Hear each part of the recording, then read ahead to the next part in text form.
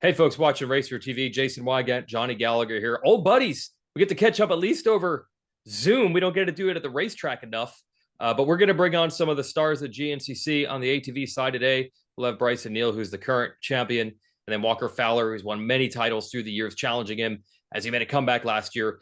And just for fun, let's get Adam McGill on here because you know it's going to be a thrill. Johnny, you raced a lot of these guys. You're still in the trenches at the races with Racer TV and the live broadcast. It's a pretty exciting time of year. And I don't know, maybe even more exciting than usual when you think of the storylines that we got crisscrossing on the ATV side. Yeah, absolutely. Coming in, we're just a couple days away here, and it's almost time to go racing when the green flag drops. They say that other stuff stops. Mm-hmm. Well, today's kind of their last chance for these guys to get their little jabs in and say where they stack up because the rubber's going to meet the road here in just a couple days. We're going to see what the results are, but right now, from their own words, we're going to get to talk to Brycen Neal. He's coming in hot, 3 straight championships, and obviously just looking strong at the top. It'll be interesting to get his perspective as to where he feels he stands, in terms of his readiness for the season, but also for, his legacy. He's got 3 straight titles. The guys in front of him just have those titles stacked up. Walker Fowler with 7, Chris Bortz with 6, Bill Balance with 9, and Barry Hawk with 7 before him. So, there's a storyline there. And then also, Walker Fowler likely wanting that championship back, coming so close last year, taking it down all the way till the final race, and ultimately Brycen Neal getting it done. But there's also a slew of other riders behind those guys, some younger guys. Can't sleep on a guy like Josh Merritt. He may not be younger, but he really hit his stride last year and battled Wyatt Wilkin for that final podium position overall in the series right down to the end. And we're going to hear from obviously Walker Brycen and then the Gator himself, Adam McGill. And you're never going to be at a loss for words with that guy. He's going to tell you how he's feeling. He's going to tell you how he's thinking, and he always keeps it exciting. Last thing I'm going to ask you before we get to these interviews, you've been pretty close with a lot of those riders that you mentioned had those huge win streaks, Bill and Chris and Walker, and you're around Brycen right now. Talk about the mentality that you can even see from the outside looking in for someone that's that driven in this weird thing in the ATV side where once someone wins a title, it takes a while before someone can rip it away from you. What have you seen in their personality or their demeanor or the way they carry themselves? I think confidence goes a long way, but I think, I've had this question asked to me often, what is the Mm-hmm. difference? Why it is so these long lasting championship runs, these Yeah. eras, if you will, Yeah. on the ATV side. And, we talk about the program, we talk about the puzzle pieces. And, we know that in any form of racing, any form of competition, there's a lot that goes into it. But on the ATV side, especially, in the last couple of decades, the machine is such a big part of it. Once you kind of get that figured out, and if you don't make any changes and you stick on the kind of the same brand and the same parts and the same, as most of these guys have through their championship runs, it's just one less thing to worry about. They just Mm. focus on themselves. So I think, Brycen Neal's in a place right now where he's so confident, and I'm interested and excited to see what he has to say. He's got some life changes, getting married, a kid on the way, a lot of things like that. But he's just looking so confident on the machine. It's like when you have something everyone else wants, there's 2 kind of ways you can approach it. You can either protect it and guard it, or you can just appreciate it. And right now, Brycen seems to be appreciating being in that top spot. He's comfortable there, which means he's going to be tough to beat. Okay, we're talking to some of our top ATV riders in Progressive GNCC racing. The multi-time now champion, Brycen Neal. Okay, everybody is in super prep mode, basically 5 days before you go racing. What's your scenario and situation right now? I'm in Southern Ohio. I've stayed up in Ohio the entire winter. I've done that the past few years, and I'm my own mechanic, so I do a lot of my own work. And it's been a rough one. We've had one of our worst winters in the last 5 years, and seat time's a little bit low, but race bikes are awesome. Made some changes on the machine with some components this year, and going in the round one, we feel really good and really strong. Shoot, John, you're going to have flashbacks here in about getting ready in Ohio through the winter. Yeah, you can tell by that puffy coat there that he's up north. It's 82 degrees down here in Florida where most of the guys are riding and training. But you can sit here, the parents of the amateur kids will say these days, you can't be competitive unless you spend the winter down in Florida training. And I always refer to Bryce, and I'm like, well, he's up there in overalls and whatever it takes to get it done. Brycen, cold up there right now, is it not? Oh yeah, I've only rode above 45 degrees one time this whole winter. So most of the time I'm bundled up, jacket, hoodie, moose like fleece jacket that's wind and waterproof, and I got some gauntlets on my hand guards, and got a little local sand pit I go to, but it's usually like 35 degrees. But just like running outside, once you get that sweat going, you don't really think about it. As long as the hands don't get cold, it's gravy.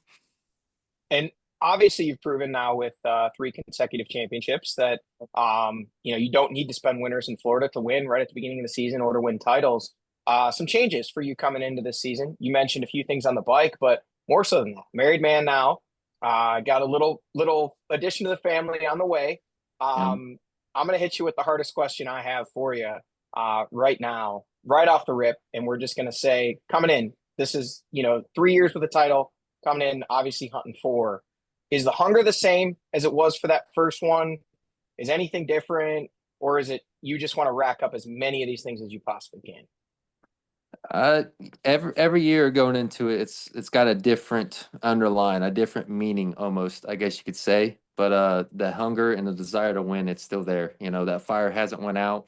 I still flat out want it. I'm still working hard. So as long as that's there, I'm going to show up every weekend and try to win championships. But I think for a lot of guys, that once that fire goes out, you start looking, every direction except forward. But man, we're full steam ahead, and even with a new marriage and a little baby on the way, we're just doubling down and just digging deeper. So definitely want to try to get a 4th title this year. We've backed it up with 3 championships, and going in the 50th running of the GNCC circuit this year. I mean, look at what we got coming down the pipeline, and it's going to be a heck of a year. And I'm just so grateful to be in this moment right now and be a part of it. What would you say changed for you to get that final step? And we've seen so many riders throughout history get there, and especially oddly in the ATV side, once you get there, then the multiple titles start coming, whether it was Balance and Boric and then eventually Walker getting him, and now you're the guy that's doing that. Can you point to something 3, 4, 5 years ago that got that last piece, which is always the hardest to get? Man, it's hard to dumb it down to just one single thing, but because there's 1,000 of these that go into the whole picture. And there's things that I was doing 3 or 5 years ago. I thought I was working hard. I thought that the bike setup, the things I was doing in the shop, the preparation was there, but I just quite wasn't there. But I'd say the biggest thing to answer your question is just upstairs, just the mental switch. Just I had the fitness. I was always in shape. I had a good equipment, but once the mind officially just like clicked in, and getting hurt in 2021, I think the thing that really made it up for me was that if I don't go out and I don't win this at this point, I'm getting older, then racing might not be in my cards for the foreseeable future. So at that point, I was just like coming back from the injury, ACL, meniscus. I was like, I gotta win. I gotta do it. Once that mind switched, I was like, that really helped me a lot with being almost backed into a corner and having to do it. And I want to expand on Jason's question a little bit. He referenced there the way it seems to work on the ATV side here, the last several champions in a row. You dethroned Walker Fowler, had 7 championships consecutively. Prior to him, Chris Borch, 6 championships consecutively. Prior to him, Bill Balance, 9 consecutive championships. Prior to him, Barry Hawks, 7 in a row. So you got 7, 9, 6, 7 coming into you. 2 parts. Does that put any pressure on you with 3 championships? Like, man, I don't want to be the guy that, doesn't come up to this level. And number 2, what's your ultimately goal? How many championships, if you can just keep winning, how many is going to be enough for Brycen Neal? Oh man, that's a good question. And I got a lot of legends ahead of me, and for whatever reason, it's always just worked out on ATV where guys go on these runs. And my thing when I won my first championship was that I have to at least back it up. I can't be the only guy out of all these legends who just falls short the second year. So once I won the second year, last year was like my easiest year technically, like with the load and the target on your back, and moving throughout the season, the pressures, all that. getting the second one really set me up. And last year, I just felt like I was just clicking. I had a strong year. My starts, the mud races, my equipment, my preparation, everything's just getting better. Even as I'm getting toward 30 right now, my fitness, the things I'm finding out on the bike, everything's kind of just still moving linear. I haven't plateaued. I'm not like stagnant. I don't feel like I'm going backwards. So, um, there's so many things to figure out in ATV, and man, we've really got that Yamaha machine working great, and we're super proud with the package we got. As far as looking ahead in the future, I don't really think about that too much, to be honest, but I guess He's trying to dodge it. He's trying to dodge it. How many championships is enough for Brycen Neal? I think realistically and humbly as I can say, if I could get 5, I feel like I could rest my hat on that. And if I never won again or something, I'd be very happy. But also with saying that, winning 3, I'm also in the same boat. I feel like 3 is almost the bare minimum requirements to meet with those legends ahead. But if I could get to 5, I feel like that's a strong place to, turn the keys over to some young guy at that point and say, hey, pressure's on you now, bud. You come on, join us. But how do you get it at least from 3 to 5? I'm sure getting that first one is unbelievable to finally break through because you were close a lot.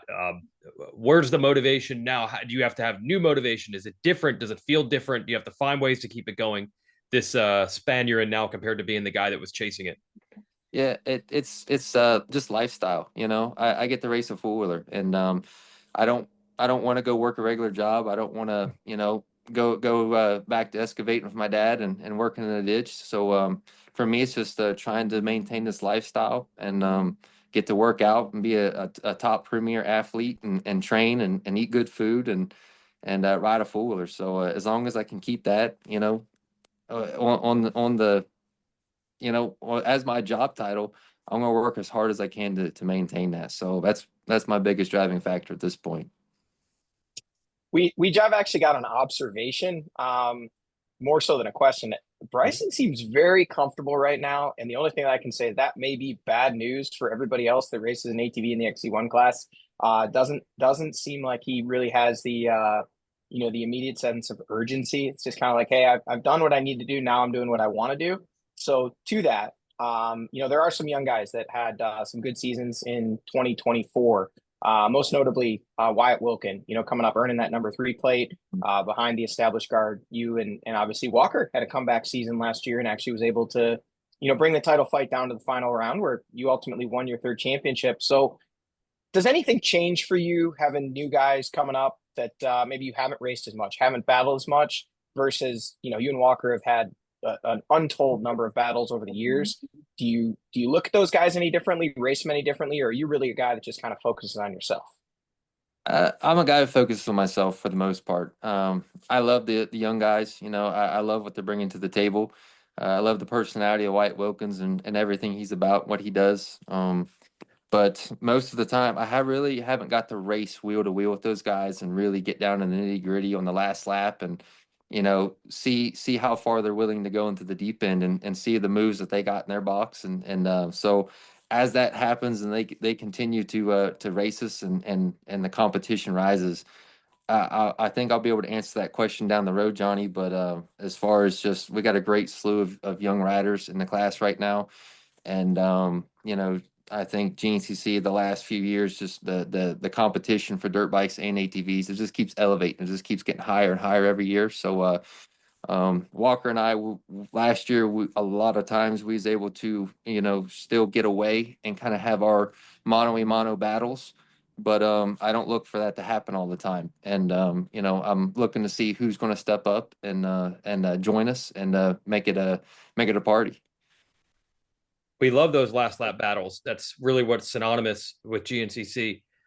I know there's only so much that you can probably even process yourself, but what is that last lap, that chess match like? Caleb Russell used to always say he couldn't even remember it. He would go into full blackout mode, either from fatigue or focus. What is it like for you to play the chess game? Because we know in GNCC, it's not just about going fast. You have to do it the right way and you have to be smart about it. It's so tough because you're at the end of the 2-hour race. The heart rate's already maxed out. You're in a mano-a-mano battle or whatever it may be. If it's mud race, if it's just straight up just a barn burner on a rough, fast, hot, dry track, if you're breathing down someone's neck or if they're on you, your head's on a swivel. You're trying to not only maintain your heart rate level and keep moving forward, but you're also trying to navigate the course with the other lap riders, with hill climbs, with the mud bogs, with mud holes. It's just chaos sometimes, and you're just literally sometimes you just flying by the seat of your pants, and just sometimes things just check out, and you just make it. You just squeeze through. A lap rider might mess up the guy ahead of you just a little bit, where you might just squeeze by with a mile to go. You never know. And GNCC, there's so many different elements, with all the things that we race through, the rocks, the mud. It's just a barn burner. It's just a barn burner. But I like Caleb's thing. You do kind of black out. You just go into a super focused mode, and you're just trying to count the mile markers. You're just trying to think. If you're in second, trying to set up your pass. If you're in first, you're just trying to think of, okay, where's the passing opportunities? And you're just thinking about nothing but that and trying to get through it smooth. Brycen, how do you feel about Big Buck coming in? Are we as confident as we've ever been? And what do we think of this track now just a few days out, knowing we're about to go do battle? Dude, I love this place. I love it because it's one of the places we got that's got good hardwood trees, good open grounds from it still being the leaves on the ground and not springtime. So this place has usually got a lot of good passing opportunities, good flow. It's got a little bit of field sections, good hill climbs. Third, fourth gear, wide open wood sections, got some tight stuff. It's got a little bit of everything. So I'm always a lover of the Big Buck facility, and I think I've won the past 3 openers, I believe. So I love this place, and hopefully we can get another win here this weekend as well. But if you don't, because you never know what happens in racing, do you need this to kind of build your confidence or to either make a statement, or are you past that point mentally where you don't need things like that? Because I'm sure internally you're pretty confident in yourself already. No, that's a good point, because in the past I felt like I had to win. I had to win as much as possible, but now I'm in a place where I need to protect the bike, and it's a long season. A lot can happen, and if I don't win this weekend, it's not the end of the world. And man, we're just going to keep getting better and better as the year clicks on and the weather improves and I'm able to ride more, because right now the seat time's been a little bit low compared to the last few years coming into the season. So as the year checks out and we get in 2 or 3 rounds, I'm only going to get stronger. So that's what we're looking for. Cool. Got anything else, Johnny? Just Brycen, everybody else looking at the weather forecast for this weekend. It looks like possible rain. Looks like, maybe not warm temperatures for most of these guys that are hanging down south, but even if it's in the mid 40s, you're saying it'll be the warmest temps that you've ridden on basically since Ironman? Yes. Yep. For sure. It's been a rough winter, man. It's been real rough. I think we had 23 days of snow on the ground, and that's been the most since like the 80s. And since Thanksgiving, it's been cold, super cold. So been really rough to stay home and ride. So it's been rough. So I'm looking forward to spring. I can't wait. So Brycen Neal's packing his flip-flops and his shorts for this weekend for Big Buck, and he's ready to come down and get the job done. Yep, and the surfboard. That's right. Some sunblock. Well, good to talk to you, champ. We'll see how it goes this weekend. Everybody's gunning for you, but you've been through this drill before, so best of luck on Saturday. Yep. I appreciate you guys, and good talking too. Thanks for having me on, and look forward to talking to you guys again soon. All right, this is cool. We keep catching riders in all different sorts of trying to prepare for a race that's just a few days away. We have Walker Fowler, the multi-time champ, trying to get that number 1 plate back for 2025 in Progressive GNCC. So yeah, we see you're in the truck here. Are you on the move south? Is that what's happening? Where are we at? Or actually the move north? I'm headed north, correct. Yes. Yeah, I'm also not driving, got my companion here. So I had to jump out and at Duke Energy and do a driver swap real quick. I thought I was going to make it right to the on-ramp of 75, but I did not make it. So here we are. Safety counts. Johnny, What are you thinking, man? On-ramp of 75, you're supposed to be in Durham town here pretty soon, buddy. Are we on schedule, or are we typical Walker Fowler a little behind schedule? 2.5 hours behind, right on schedule. So that's early for Walker, actually. Yeah, technically. His mechanic currently sitting at Durham Town waiting for him to show up. Yep, I have the bed right there. Oh gosh. Jason, we know that GNCC is a traveling, circus, and no better example of that than multi-time champion camper behind him, working his way north, coming up from South Florida. Where we headed, Walker, shaking down the race bike?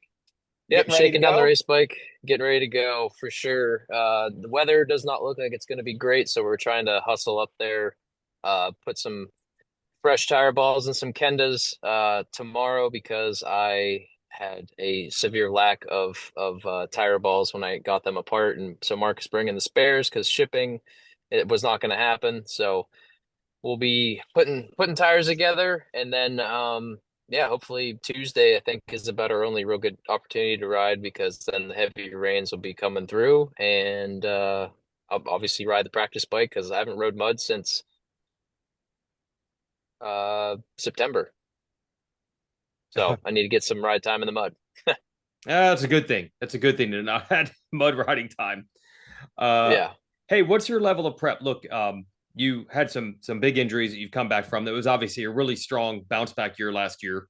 But I don't know. Do you actually look at it that way, or are you like a title or bust guy? Or do you look at it like that was a bit of a building process and you can get even better and get that number one back? Or are you just still mad that you didn't get the title in the end? No, I knew last year was going to be a rebuilding year, and I was starting to get a little frustrated that I wasn't getting the wins, until round, I believe 6. It was 6 or 7. I finally clicked off a win, but I was where I needed to be, but off just that 1% is just so huge that it took a long time to get it, and I'm still looking for the true me or the old me, but he might be gone, but I'm still finding ways to adapt and as I get a little bit older, just try to keep it fun and stay positive. But obviously when the results aren't coming, it gets a little frustrating, but I'm good. I had a good off season. I'm healthy. I've tried to not say it too many times. That's fake wood. That'll work. This is the healthiest I've gone into a season in probably 4 years. So I'm really happy with that. My fitness is pretty good. This last week's been a little bit of a struggle, but just had some things pop up, and the four-wheeler, at least in my world, is that comes first. So when I'm down south, I'm my own mechanic, which is terrifying, and I had to focus on getting the machine ready, and I came second. So of course it'll be what it is, and my hands are good and calloused up, and that's probably the biggest thing for endurance racing. So I'm ready in that aspect. So Walker, obviously 2 years ago, big injury, missing most of the 2023 season. You come back, and one of the first things we see on Walker Fowler's Instagram is the countdown. How many races are left in Walker Fowler's career? So let's just get that out of the way. What happened, bud? We've exceeded that countdown by quite a bit. Well, the countdown would have been at the end of last season, I think. So I wasn't sure if I was still going to enjoy it, still want to continue, and if sponsors were going to continue to want to support me. Obviously, results-wise, I'm close to where I need to be, and I've proven that I still have a good bit of fight. So, everyone came back for a full year for sure, and a lot of the deals are a 2-year option on my discretion. So there's at least 13 left in the tank for sure, possibly 26, and then at the end of those 26 races, I'll be 34, and I'll definitely have to reconsider for sure. I still enjoy it, but it's starting to really wear on me a little bit, but I do love it. So the joke is like, I'm never going to quit. You're right. There is no countdown. There's no countdown. No. In those times where you were hurt and you put this countdown up and things start going sideways, I mean, did you have the chance to even think about, what would life be like without racing? Because a lot of times when that happens, that's when everybody gets this wind in their sails. They're like, I got to see what that looks like, and I don't like it. And now I don't ever want to quit. So did you get to that point where you were starting to almost see what life could be like without racing? Yes. I know, like, physically, once I was like healed and able to actually start fu functioning a normal life pretty normally again, I was like, okay, this is nice. I'm not sore every day. I'm not beating myself to a pulp. But then, yeah, the having a job and having to go, I ended up needing some extra income last year, so I worked part-time for my dad, and that was not enjoyable, and I'm trying to not have to do that again. So these results, this four-wheeler thing better work out, because the taste of the room all last summer was not great. That's the perspective I'm talking about. Go ahead, Johnny.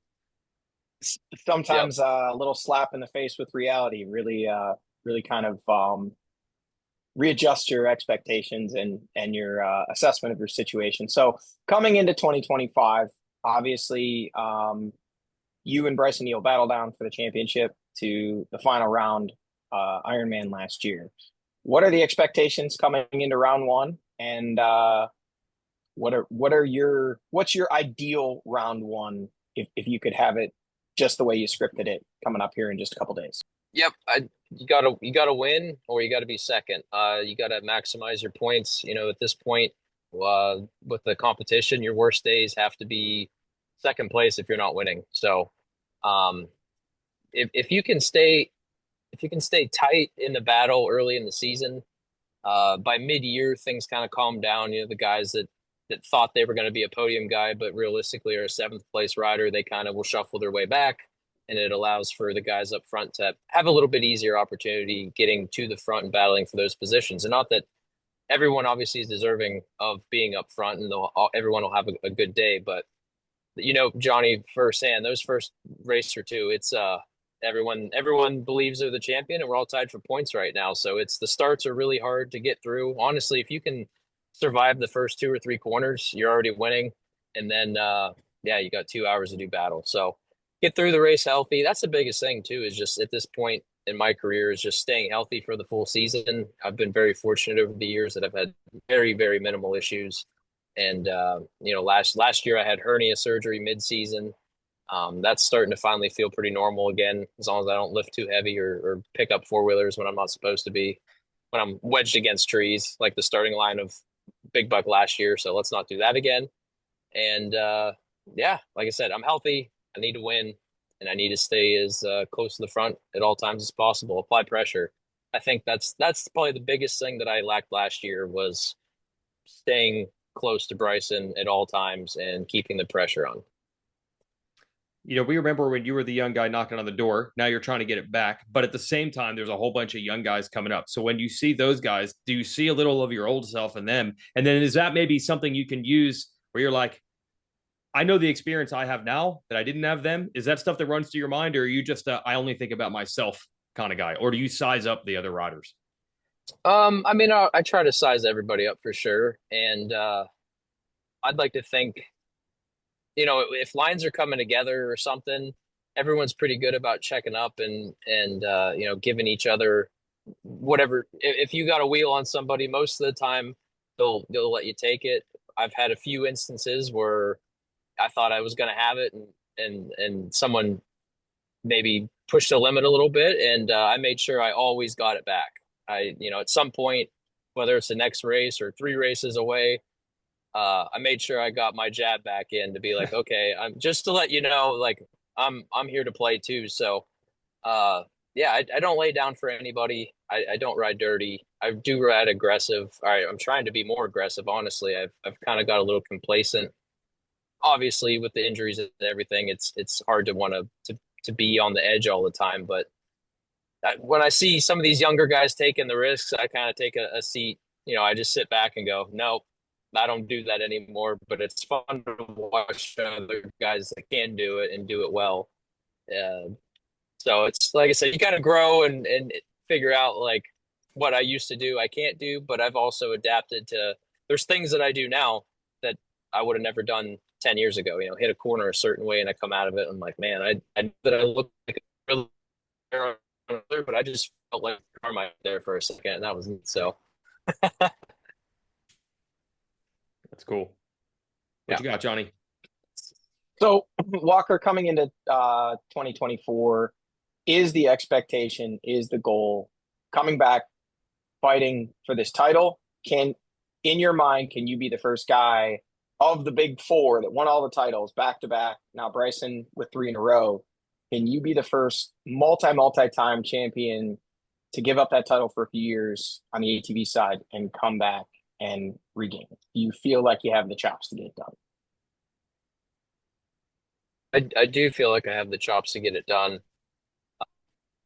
Obviously, the doing it part's significantly more challenging than the talking about it part. But I go to my firstborn child taken from me, and I know that sounds ridiculous, and I don't have any children, so I wouldn't know. But when you've had something for so long and you weren't quite ready to give it up just yet, and then you see that slip away, and then you see it being very prosperous elsewhere, you're just like, man, I'd love to have that back just one more time. And as racers, that's what we do. Once you've tasted success, it's so hard to not want to feel that again. And one more time around the sun with a number one plate on the quad would be really cool. So that's the goal. And if it never happens, so be it. I've had an amazing career, and obviously the wins record was kind of a byproduct of chasing that championship for all those years. So that's kind of a neat one for me. I'd love to see that.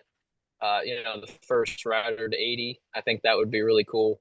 And man, that number one play would be sweet. So just like I said, stay healthy, stay in it, and hopefully keep the fans happy along the way. And I do appreciate that on the podiums and stuff. Everyone's always been so gracious to us, and I'm just very, very blessed to have all the fans and supporters that we do have as well. So I don't lose sight of that.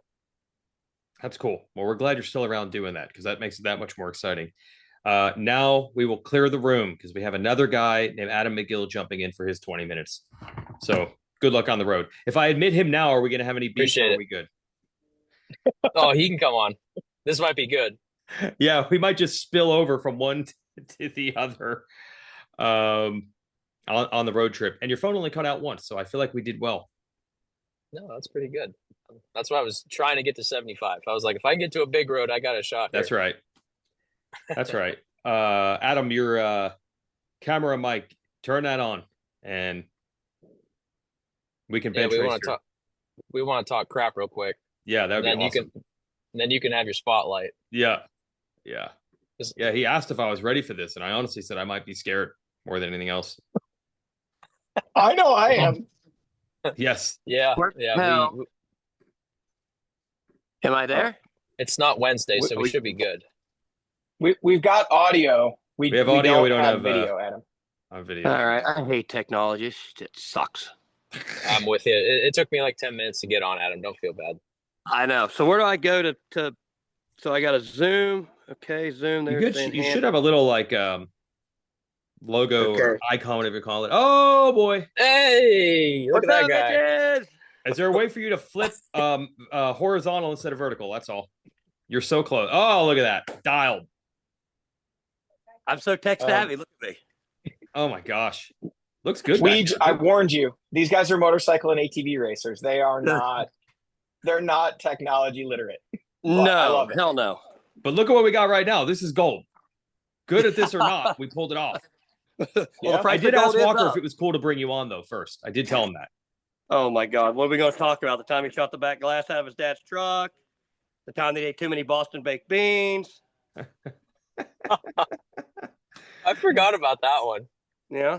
Yeah, you forgot about that. Beans. That was an Ironman. I have never been so sick in a camper in my life. Or the time we went to Vegas for the Ride of the Year thing, and we was in the bar, and they drug you out because you wasn't old enough, but I was 19. All right. Remember that? Yeah. The problem was I was like 12, so. Oh, whatever. You was a little bit older than that. You had a little bit of little fuzz right there in the center. Oh, my God. So what's up? Gosh. That is great. All right, Walker. That was good. You escaped fairly unscathed. Yeah. That wasn't too bad. Yeah. No, I really thought he was going to lay something on me here, but. Oh, I can. I can get away. I'll let old I don't know what our Graybeard have his time frame is. Hey, Walker, you So, better get off while the getting's good. I know. I know. Enjoy safe travels, buddy. I'll or talk to you later. Yep. Yep. say, All buddy. right, Adam, have fun. See you. See you guys. See you, Jason. Yeah, right on. See you, Walker.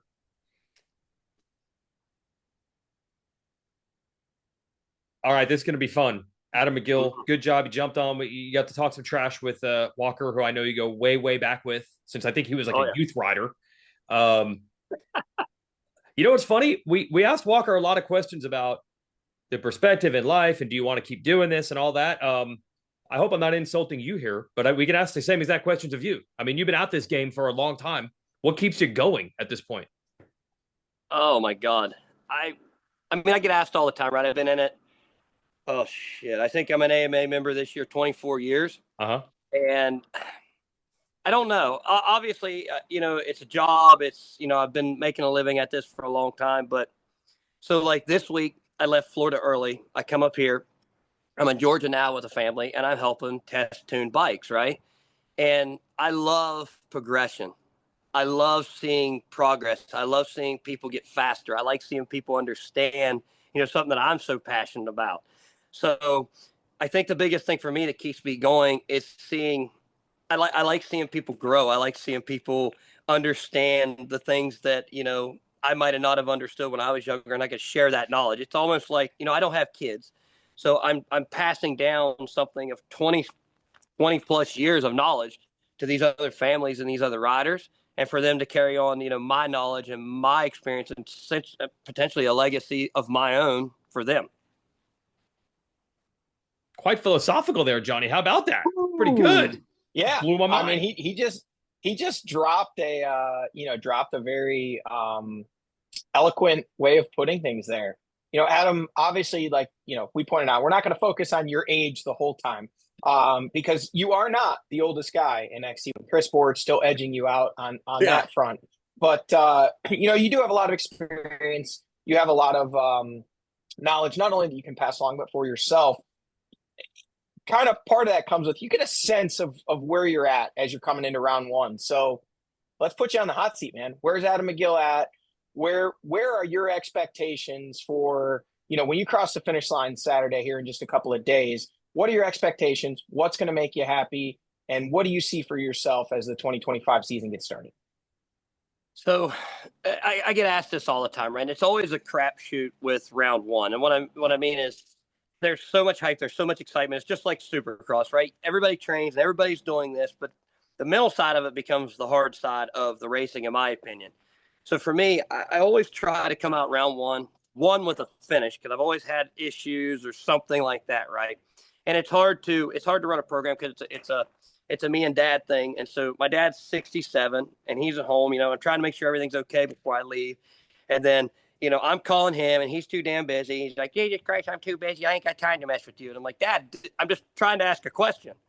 And so it gets a little rough, but I mean, realistically, I top fives are always a goal for me. And that's a realistic goal. And I feel if I'm in that range, then that you're usually within striking distance.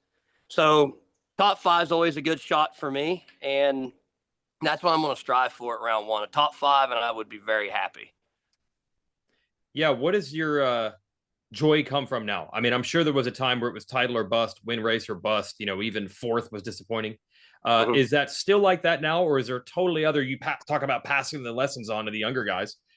Is the lifestyle just as important to be here and enjoy it as much as to be Mr. Serious and try to win? Oh yeah, for me, going to the races, going and talking to kids, the youth and all that is great.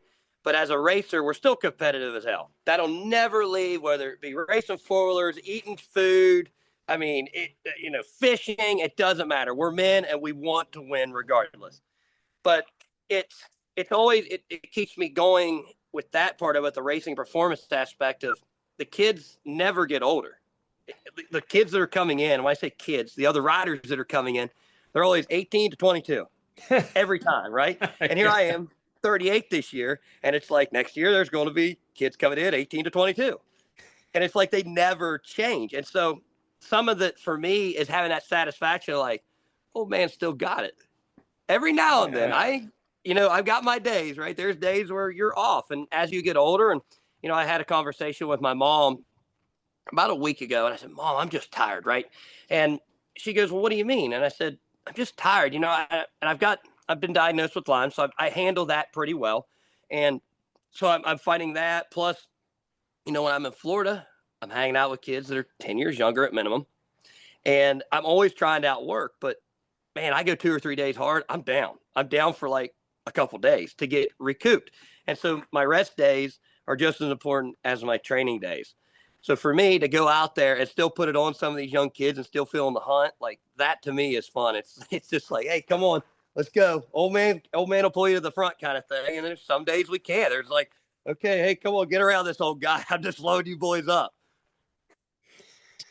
It's definitely interesting to see, as perspective changes, Adam, as not just with age, but experience. And, you've been at an elite level within the sport for so long. How interesting and also kind of fulfilling is it for you to see the enthusiasm in these younger riders coming up, new riders to the sport, and to see how much the sport itself, we talk about on the ATV side of things, people don't really talk about growth, but I mean, GNCC has actually seen growth in the ATV side, where ATVs elsewhere within the world are falling off. How much does that mean to you to see the sport kind of thriving? I love it. I grew up, I went to school. I'd come home once a month. I get into dirt wheels, and I would read the dirt wheels front to back, and I'd always like try to build four-wheelers out of the parts to figure out how much the cost was. And it's really, it's cool now to go from that age to the racing side of it, to the professional side of it with the factories and stuff, to now, I'm still lucky enough to make a living, and to have these kids come up and they're just as excited to get a graphic kit or a set of tires, or they're like, my God, there's Adam McGill, he's over there. It's like, dude, I was the same guy walking up when you and Chris and the two-stroke days is when I got into it. It was you and Chris and Bill and I think Brad Page and Yoakley and Mike Cratchin was in there and smiling. It was like, and so these kids are still just super pumped to be there.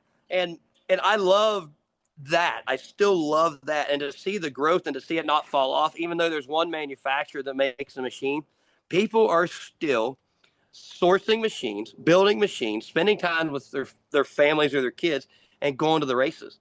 And I think some of it is like you have a ball sport, right? And it's not really it's a family event, but it's not a family atmosphere. When you go to GNCCs, it's mom and dad and the kid or kids, and they're together from Thursday to Sunday. And through the week, they go to school, they come home. If they play sports or whatever, they come home and they're in the garage. They're all together all the time. So I think it makes family bonds stronger racing GNCC than anywhere else. And I've always been attracted to that. I love it. Hell, my dad was my best man at my wedding. We spent every weekend together, whether we was racing dirt track cars when I was younger. And then he gave up that for me to race this, and we're still together through all those times. And I love that part about ATV, and to see and hear growth about it. As I say, I get jazzed up, man. I get pumped. He's like a darn GNCC mascot here. Exactly. Yeah. To follow up on that, there's a story possibly somewhat lost in the lore of GNCC. Adam McGill's first ever podium. He has to leave immediately to go to his high school prom. So that was 17, 18-year-old Adam McGill. For sure.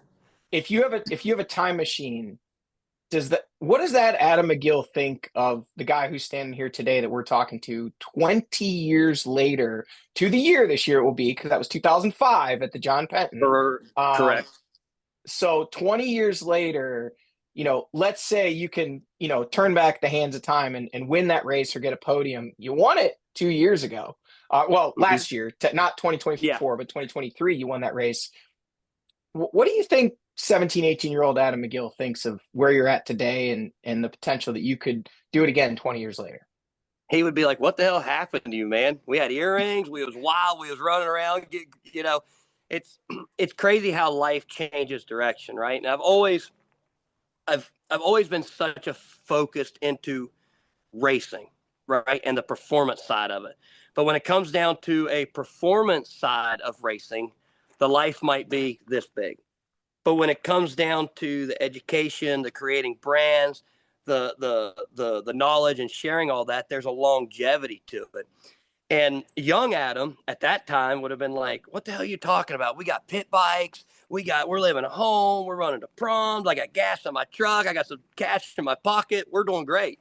But now it's like, I look at that and I'm like, what the hell was I thinking?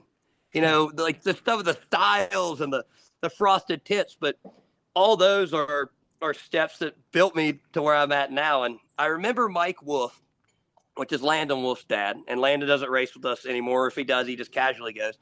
And I remember him telling Landon, he goes, I could save you a lot of time and a lot of headache and give you every key to get you where you need to be faster. But I know you're not going to listen. You're going to make your own mistakes, and I'm going to be here when you make those. So, and it's just all part of life. If I would have won the race, I might have picked a different factory to ride for that year. I might have messed up and got a big head and got hurt.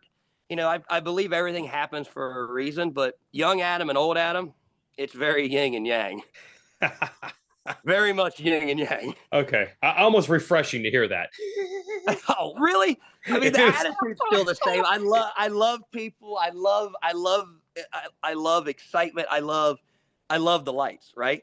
But there's also a time when I've got to be like, I got to shut it off. And there's times where I absolutely, my favorite thing in the world, a glass of bourbon. My wife's got a glass of wine. We're sitting on the couch and we're watching TV and I got my dogs. I love it. 18-year-old Adam? Nope. We're living on somebody's couch in another state. We're running out to the bars. We're doing this. We're doing that. Yeah. Yeah. I'm saying it's good to just calm down a little bit at times. Hey, I want to ask about yours a little bit in between. I don't know how many people remember this one. So yes, you mentioned the factories come in. You were on early when KTM came in on the ATV side, and you had this run at the beginning of that season, won a whole bunch in a row, and it was like, I think this is it. I think this dude's going to win like every race for the next 5 years. And then you had some bad luck after that. I think the quad broke. Do you look back now? What was the feeling like that couple of weeks? You're like, I'm on a factory team, a really high-end one that decided to go to ATVs. They picked me, and I'm winning. Yeah. I'm sure those are unforgettable days. Yeah, I still remember it to this day. And I remember being at the house, and I'm talking with mom and dad because they've always been a part of this with me, right? And I remember I had 3 contracts at the house. I had a KTM, I had a Can-Am, and I had a Polaris contract all at the house, right? And I remember, and this is young Adam, correct? And I was looking at it, and it had nothing to do with the money at the time, right? Because I lived at home. I worked for $5.50 an hour at a bike shop, and I thought I was making big money, right? So any of these were great. And I remember looking at these, and it was like, what can I win on? And at that time, I was working with the ATV Insider Group at that time, David Schloss, and there was another guy. And I remember I went to Moto 81 or something. I think it was in Tennessee, Kentucky or something. And we did a Can-Am press release there, and I got to ride that machine, which I was very fortunate to. Then I went to, was it Rhode Island, I think is where it was, and I rode the new KTM machine. And then Polaris sent a bike down to the house, and I had it for a couple weeks. And I remember like having all this stuff I was trying to process, and I was like, what can I win on? And I'm like, I really felt good on the KTM. And it had nothing to do with like the money or anything like that. It's just what I could win on, right? Because I wanted to win.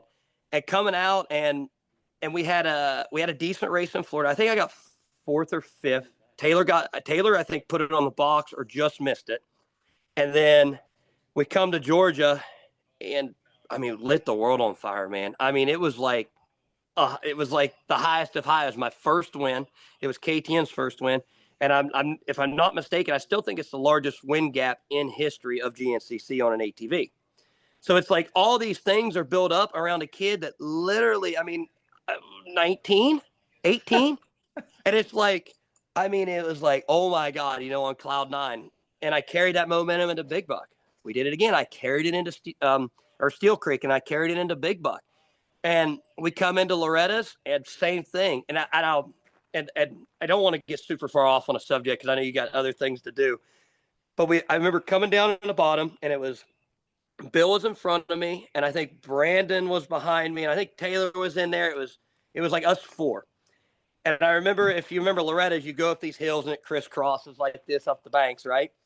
And I remember Bill's in front of me and I shot another line. And I swear to you, Jason, I jumped over the front of his bike. And I'm like, oh, we are kicking ass today. And I go down the next hill and it just goes like you just turn the key off. Whoa, and died. Oh. And so at that point, right, young Adam says, I need to do what I need to do. I got to get this bike to the finish. And now, mind you, these bikes have new fenders on them almost every race, new graphics on them almost every, I mean, they're legit factory bikes. And there was a spectator down there when I broke down. He runs over and he's like, McGill, can I help you? And I'm like, yeah, you got a pocket knife? He goes, yep. And I remember taking that pocket knife because I didn't have any tools and cut the whole side of the fender out on these things and got to the battery and the electronics and was pulling fuses and jumping solenoids and trying to figure out what went on. And here I and young me, I have an idea, but I'm not real swift with it.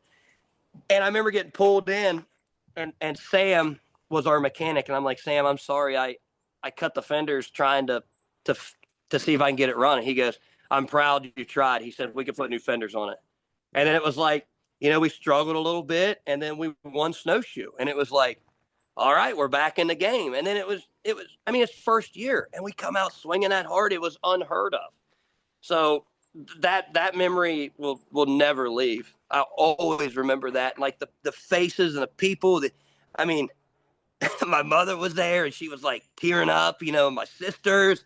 And it was like a whole, it was cool. My mom, so I moved out and I've been living at my place with my wife for 10 years.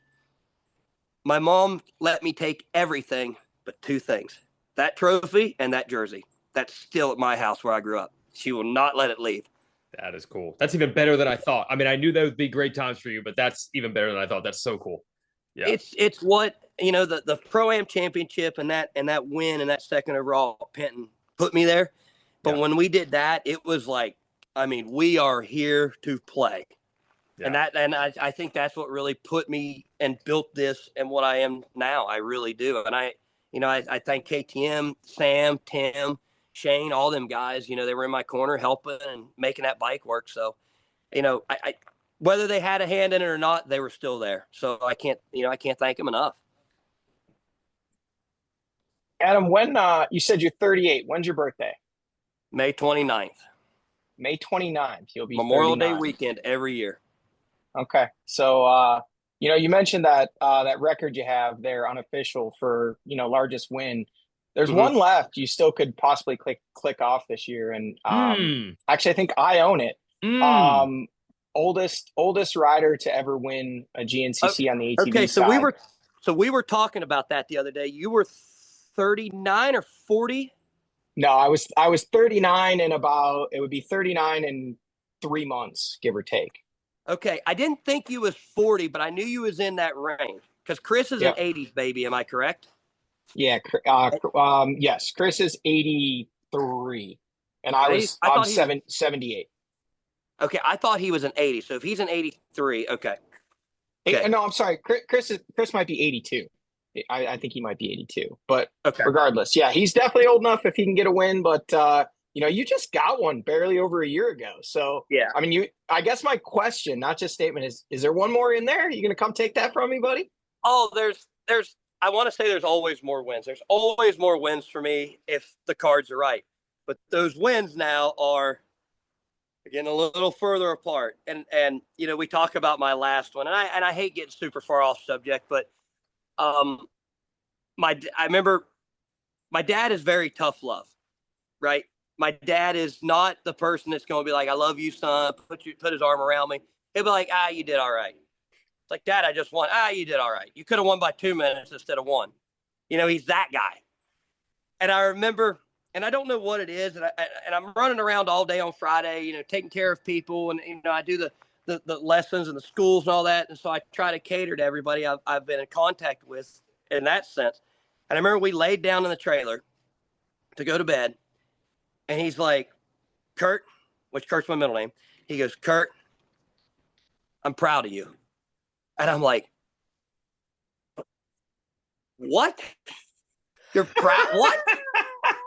like it was so bad, I called my sister and I said, you have no idea what my dad said. I think he might be dying. And she lost it. She goes, make sure he's breathing. And the next day we come out and we won. And it was funny because I think that was when Walker was still hurt. And he goes, dude, he said, he's like, are you thinking what I'm thinking? I'm like, yes. And we're talking about, setup and shit. And I'm like, it's already done. And he goes, I got good vibes. And it was wild how it like played like that. It's like my dad to that, and then getting the text from Walker that night and that next morning. And it was like everybody felt it. And it was weird, the weirdest thing ever. But I definitely think we've got more. I don't know how many more. I think I'm at 19, and I would love to be able to crack the 20 mark with me, because I think maybe I'm tied with Yoakley or one behind him. I know when we start getting into Chuck and Bob and all that, we start getting in those gaps, and obviously to like Barry, Bill, Walker, Chris, it's like I ain't got that much time left. But I think I can crack in and get with those legends, the DeLulos and the Sloans and all that. I think I can get in that range, but I don't know, Johnny. When it comes down to it, if the stars align, then we're going for it. But if they don't, I don't push the throttle like I used to, because I'm starting to use them. Okay.